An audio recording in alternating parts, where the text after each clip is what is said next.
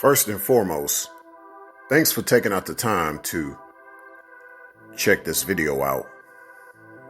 And feel free to check out the playlist that this video is related to, which is titled Enigmatic Woman. And for those who have been checking out the related videos to this one within that playlist, much thanks. There's definitely more on the way. With that said, I'll pick up where I left off previously. Now, the thing is with the enigmatic woman, she's definitely like the female version of a wolf. So with her, she's just like with the female wolf, she's symbiotic to the man that's in her life, just like the female wolf is symbiotic to the male wolf, in human form. Called the enigmatic woman a she-wolf. She's symbiotic to the he-wolf, the enigmatic man. Now, with the symbiosis, she's also in sync with him. And I'll go over both of these things because they intertwine, even though they're not the same. I'll go over that in the next few videos, but I just kind of wanted to bring that back to y'all so you could think about. But yeah, the thing is that the enigmatic woman she's just naturally wild. She has this wild instinct about herself. And it takes really the he-wolf to tame her. It definitely takes someone else that's enigmatic to tame her, for he knows of her ways and he gets it. He gets her. So that's really the only person she can communicate with. I call it the wolf language. So the way this works is that the enigmatic man, he tames her, but he does not domesticate her. To tame her just really means to slow her down. To domesticate her will mean to get rid of her wildness. And that's not what a wolf tries to do to another wolf. The male wolf just causes the female wolf to slow down. And then she ends up symbiotic with him. Yes, she ends up symbiotic with him. To the point of where you see a lot of wolves that mate for life for a lot of those reasons. For she understands his ways and can't see herself going any other way. In many ways, that's the mindset of an enigmatic woman. So within all of this, she's definitely a quick learner. She's eager to learn, for it's part of her nature as a wolf. She's laid back, but she's not lazy. Keep that also in mind. She's very unconventional. She doesn't worry. She has great faith. And of course, within all of this symbiosis, she's very submissive. That's like second nature for her. But kind of getting back to the whole wolf talk. Yes, getting back to the whole wolf talk. A male wolf in his purebred, in his pure genetics, wouldn't have it any other way. Yes, the male wolf does not want to be with a dog. The wolf wants to be with another wolf. Hence, the enigmatic man only wants to be with enigmatic women. Because it just brings out more of this primal type of a connection, more of this wolf language. The intimacy with wolves is totally different than the intimacy with dogs.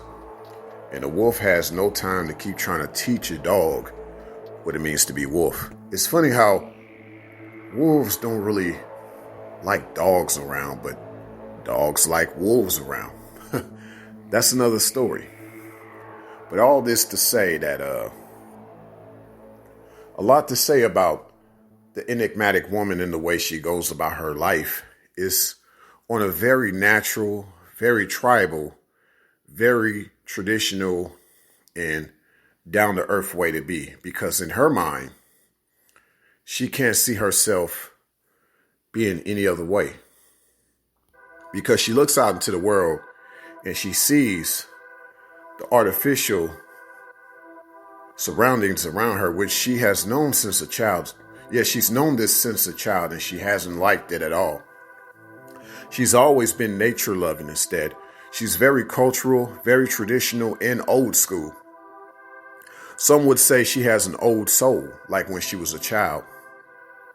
Then, of course, as she gets older, she has more youthfulness to her soul, but nevertheless, she has more of an eternal soul as she gets older. It's like I said, she never ages, and it's like I said, she just lives for a long time. But it's due to the way that she was naturally since she was young. She listens to old music. Even when she was younger, she listened to old music. She was always curious, and still is, curious about the society around her, yet has never believed the popular media. And she's all about the unpopular opinion as well. She's the type who loves to garden, but also knows how to fix things. She learned from observing, especially observing the man in her life. That's what's key. And that's part of her being a quick learner, especially in these times, because, a lot of females in this society that don't want to be real women, you see a lot of them, they don't want to learn anything. You can't tell them nothing. And there's nothing you can do or say to show them something. Show and tell. Well, females that aren't women, you show them, but they'll tell you that they're not really trying to even receive your information. But an enigmatic woman is different. She likes to learn new things. Just speaking in regards to her being a mother.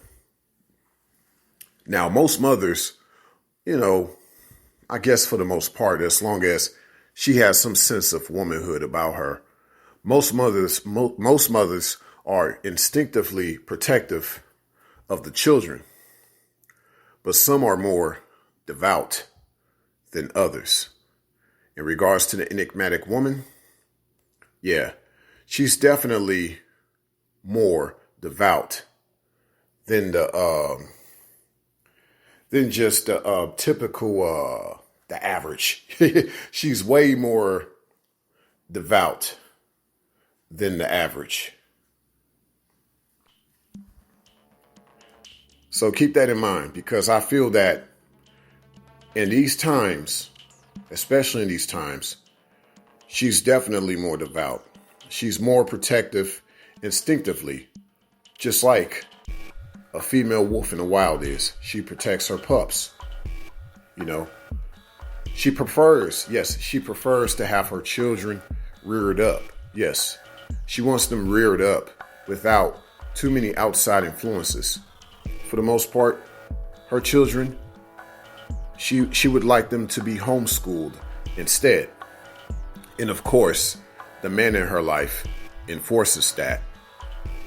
Time is definitely on the side of the enigmatic woman. Yet, she never worries about time. This is why time is always on her side. Now, to me, real women are childlike, and the enigmatic woman is the most childlike, yet far from immature. She's the most childlike and the most mature. She refrains from the public as an act of loyalty to the man in her life, but also as part of her wildness. She's shy by nature, and she definitely does not have time for small talk. So in this particular podcast, it's just mainly about getting you more attuned, or get in tune with the ways of an enigmatic woman. her wild side. Just a tad bit. Because, yeah, she likes to kind of shy away from all of the cameras. She likes to kind of not be so much to the spotlight. But yet she has so much to offer if you come to her correct in the form of a conversation. And I think this is important because a wolf does not let anybody pet them. Keep that in mind. Signing out.